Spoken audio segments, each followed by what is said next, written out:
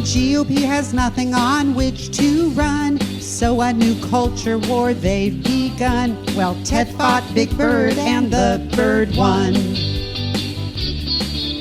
He needed an issue 'cause he has none. Fighting a puppet's all that he's done. Well, Ted fought Big Bird and the bird won. Attacking a character so sweet is mean-spirited and insane. Over a nice little public service tweet, Ted Cruz's antics make it so plain. He is the one with the bird brain. A reassuring message about a shot. The right wing calls it a socialist plot, but Big Bird won the fight and Teddy did not.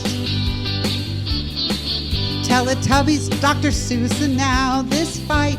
Don't diss Big Bird when the bird's right, or you'll end up getting schooled by Betty White.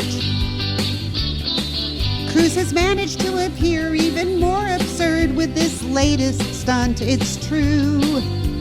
Picking a fight with a fictional bird, this laughable, pathetic to-do has been brought to you by the letters F and U.